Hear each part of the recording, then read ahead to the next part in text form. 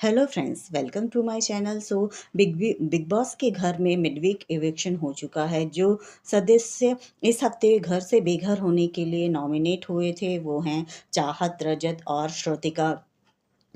सो social media पिछले कुछ दिनों में मतलब पूरा पागल हो गया कि नॉमिनेशन रजत को घर से बेघर करने के लिए किया गया है। ये पूरा जो भी नॉमिनेशन डिज़ाइन हुआ है, मतलब रजत को ही घर से निकालने के लिए ये नॉमिनेशन किया गया है। वैसे बिग बॉस ने जो नॉमिनेशन में किया वो भी क्लियरली समझ में आ रहा था कि वो कुछ लोगों को टारगेट करने के लिए उन्होंने ये टास्क बनाया। मतलब उन्होंने सीधे सीधे रजत, श्रुतिका और चाहत को इस पूरे टास्क से डिस्क्वालीफाई ही कर दिया, जबकि बिग बॉस मतलब इस तरह की चीज़ें कम से कम नहीं करते हुए दिखाई दिए कि वो खुद ही मतलब टीम को डिस्क्वालीफाई कर दे। मतलब जो वैसे काफ़ी क्लिप्स में ये भी देखने को मिल रहा है कि ईशा खुद भी काउंटिंग कर रही थी, लेकिन उस चीज़ को हाइड करके बिग बॉस ने सिर्फ रजत दलाल की कुछ चीज़ों को हाईलाइट कर दिया कि वो टास्क में मतलब खुद न पीछे बैठकर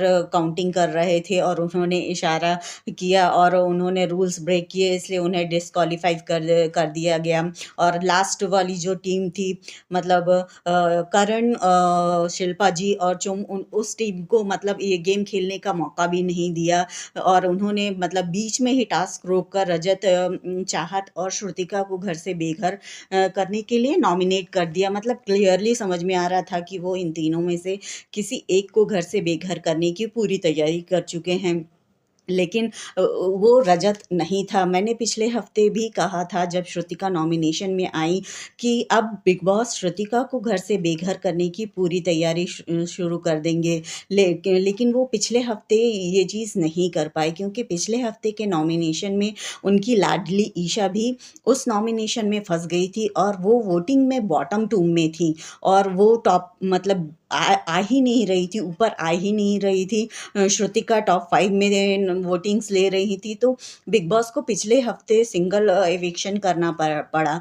अगर ईशा उस नॉमिनेशन में नहीं होती तो वो पिछले हफ्ते ही डबल एविक्शन करके श्रुतिका और कशिश को एक साथ घर से बेघर कर देते, लेकिन वो पिछले हफ्ते ये चीज़ नहीं कर पाए। सो उन्होंने इस हफ्ते श्रुतिका को रजत और चाहत के साथ इंक्लूड करके, मतलब उन्होंने रजत और चाहत के साथ श्रुतिका का ग्रुप बनाया। मतलब रजत और चाहत के साथ श्रुतिका, मतलब ऐसा ऐसा दिखाने की कोशिश की जैसे श्रुतिका रजत और चाहत के साथ स्टार्टिंग से लेकर अब तक उन्हीं दोनों के साथ खेलती आई हो, लेकिन ऑब्वियसली श्रुतिका को वो नॉमिनेशन में ढकेलना ही चाहते थे और इसलिए उन्होंने इन तीनों का ग्रुप बनाया। और उसके बाद श्रुतिका, और बहुत ही ऑब्वियस था कि रजत वोटिंग्स में, मतलब रजत को वोटिंग्स में कोई भी नहीं हरा सकता है, वो चाहे विवियन हो, करण हो, वो भी रजत को वोटिंग में डाउन नहीं कर सकते हैं। तो चाहत और श्रुतिका की बात ही अलग है। चाहत भी काफ़ी अच्छे वोट्स लेती हैं, वो पिछले नॉमिनेशन में भी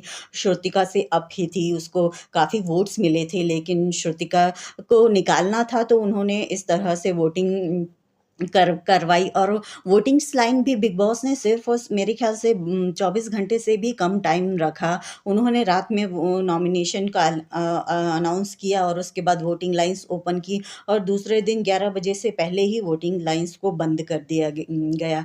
सो मतलब जितना भी वोटिंग हुई होगी, ज़्यादा से ज़्यादा रजत और चाहत की ही वोटिंग हुई होगी और श्रुतिका को कम ही वोट, काफ़ी कम वोट आए होंगे। सो फाइनली श्रुतिका को बिग बॉस ने घर से बेघर कर दिया और रजत और चाहत अभी भी हैं घर में। सो प्लीज़ सब्सक्राइब करें।